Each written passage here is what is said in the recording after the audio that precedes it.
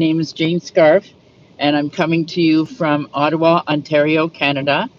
And I wanted to talk to you today about um, Trudeau and his illegal invocation of the Emergency Act in February to shut down the peaceful protest um, called Freedom Convoy 2022 that was set up to protest the federal vaccination mandates for travel.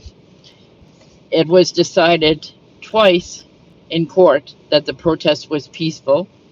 One where they sought um, a court order to stop them from honking the horns, which they got, but the court declared the protest peaceful.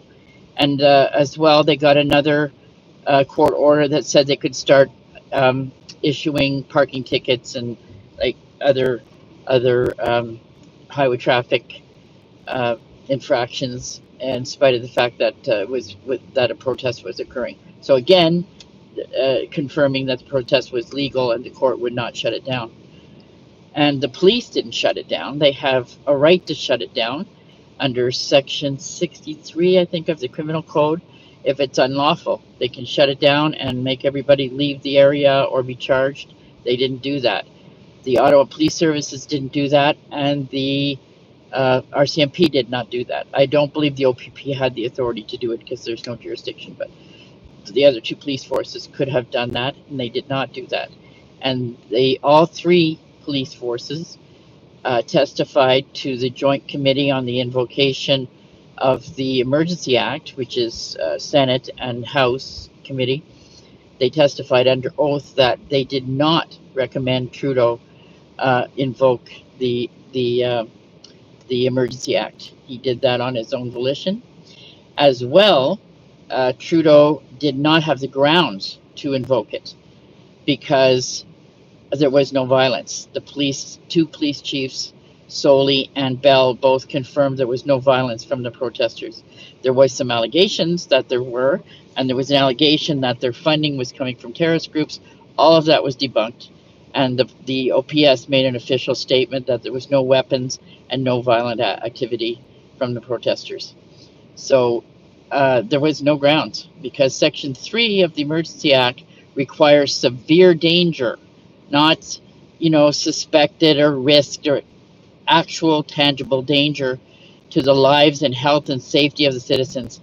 And so on the one hand, it requires severe evidence of severe danger, and what they had is evidence no danger, complete opposite. So they had no grounds, so they had no business moving forward.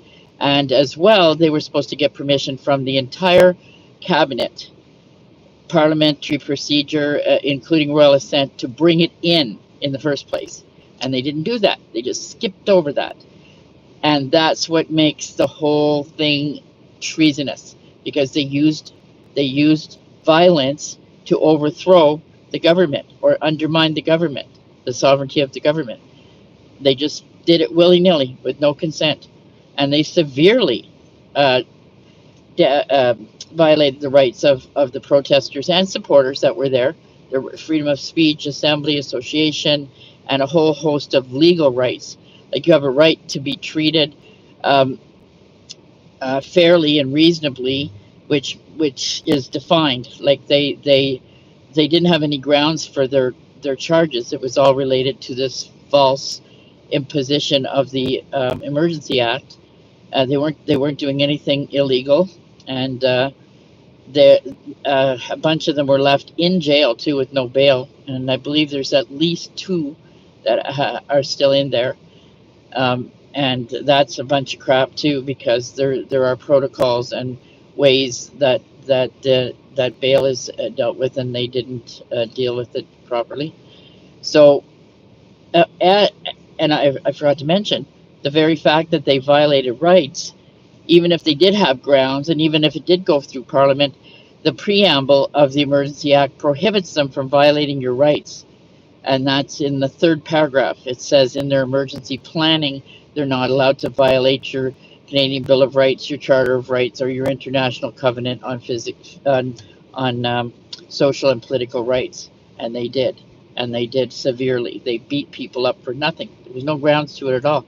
So that's excessive use of force, which is prohibited, which is a violation. It just becomes straight up assault if there's no grounds. So we want the joint committee to recommend that the government proceed with charges of treason against Trudeau and the other MPs that assisted him. There was three other ones, and including Freeland. So three MPs invoked it, and Freeland helped them lie to the public. And she's still lying to the public. She won't admit that the allegations that the funding was coming from terrorist groups by the CBC was later retracted. She won't admit that. She's still acting as though they had every good reason, and it was an occupation, and it was a blockade. Not true. Not true. Not true. There was no foreign um, groups, terrorist groups funding it. There was no occupation and no blockade, because always one lane was open and the intersections were open, which makes it legal according to the Canadian case law. You're allowed to open as long as you leave one lane open for emergency and the intersection for emergency, and they did that always. The only road that was blocked down entirely was done by the police. Wellington was shut down entirely, was blockaded by the police, and then from time to time they would block other streets. So we've got a very serious situation here that we need to deal with, because if he gets away with this, that means he can bring in martial law, put the government, put the police and the military against you with a snap of a finger, and without justifying cause or respecting the parliamentary procedure, which means it would put him in a position as a dictator, clearly, or effectively. You know, it's illegal, so we need to scream and put our foot down now, and make sure that our rule of law is respected entirely. And that man and his little entourage needs to go to jail ASAP, and then we need to move forward with a government that is going to respect the law of this country, and respect the people, and respect the people's rights in a democratic society. So there you go. You can look up the sections. The third paragraph of the preamble is where your guarantee of your rights with the Emergency Act. So it means martial law is not legal in Canada. As well, Section 3 is where they're supposed to have severe grounds, proof of severe grounds. And Section 17.1 is the parliamentary procedure that they're supposed to follow. And if you want to confirm the interpretation of that, you can look up an article by Peter Rosenthal, which is on CanLII, and you just put Emergency Act 4 times the legislation.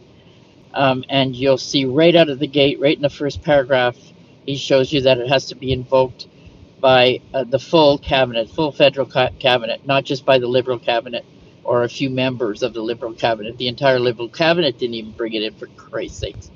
So there you go. And that can be checked really easily. That legislation's easy to read. And we need to get in unison, yelling and putting our foot down, that we're not going to take this. This is illegal. This is treasonous. This is criminal. And we need this accountability to happen ASAP. If you have any further questions, my email is mjslegalservices@outlook.com. That's it. That's all.